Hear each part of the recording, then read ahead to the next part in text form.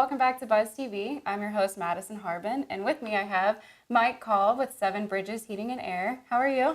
I'm good, Madison. Thank you. Good. I'm happy to have you back in the studio. So I want to talk to you a little bit about healthy AC units for the most part. And so it being so hot right now in July, do you think that it's more efficient to turn your system completely off or bump the heat up or bump the temperature up? Which one's better? So it's better to always bump the temperature off rather than turn it completely, or bump the temperature up rather than turn it completely off during the day when you're not home at work. That way the humidity still stays low in your house and you don't have an absorption rate with all your wood furnitures and your everything else that absorbs moisture. That way whenever you come home, your system's not going to work extra hard to try and draw that humidity back out, and everything's still low, and then you can turn your thermostat back down and it should cool comfortably. Cool. Okay, so that's good. Good to know, it being so hot, like I said, in Florida. And what about Wi-Fi thermostats? Or is that a new feature with Seven Bridges? Well, Wi-Fi has been around for a long time. Been around for a good number of years now. But a good way for you, if you are a business owner or someone that's always out on business duties, it's good to have a Wi-Fi thermostat. That way you can reach your thermostat anywhere in the world. And some Wi-Fi thermostats actually set up alerts on your phone. So if it goes above 2 degrees, what your set point is, it should send you an alert on your phone. And then you can say, hey, maybe something's wrong with my AC. I need to get someone over there, rather than waiting until you get home, walking in at a 90-degree house, and after a long business trip, that's the worst thing that can happen to you. It's kind of like a good way to know what's going on at your home without having to actually be there. Correct. It is a very, very good thing to do. I have one at my house. Most customers, I always offer it to them, especially if they're business travelers. That's the best way to help prevent catastrophic failures. So what about programmable thermostats?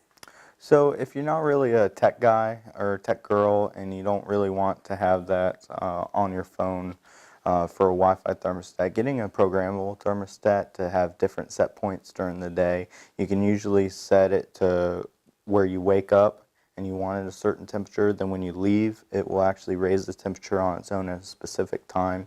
And then before you come home, you can usually set it about an hour to half hour before you come home to raise it back down to the level that you're comfortable with without having to turn the system off. And then sometimes if you're like me, when you go to sleep, you want it cold.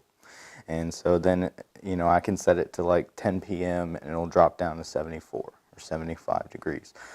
That's a very good way to help reduce your monthly costs on your electricity bills, especially with a programmable thermostat, because a lot of times people leave for work and forget to turn it back up, and now all of a sudden their house is cooling at a very low temperature for the whole day, and it's peak season right now, so obviously the system's going to run and run and run and drive that electricity bill up. That's true. So for example, what do you leave your thermostat on during the day? So I leave my thermostat on about 78 degrees at a 50% humidity. I have a different type of system. It's a two-stage system that controls humidity. When I come home, I usually like to drop it down to 76, and it'll still maintain that humidity level. And believe it or not, 76 at a 50% humidity is actually pretty cold. And then by the time I go to sleep, I like it about 74, 75. And that's really good temperature. Now, if you have a bonus room house with a zone system and it just controls upstairs in a bonus room, I typically recommend that your bonus room thermostat stay at about 80 degrees all times, unless you're actually up there or someone's occupying that area. Then you can actually bump it down, and that really helps reduce the cost of your electricity bill as well. Cool. Okay. Well, literally cool. That's exciting and good news for anyone with an AC unit. Hopefully everyone in Florida. Thank you, Mike, for all of that information. I'm sure everyone will find it useful. I know I definitely did. It was great having you in today. Yes, ma'am. Thank you, Madison, for having me. Thank you. Well, that's it from us at Buzz TV. I'm Madison Harbin, and we'll see you next time.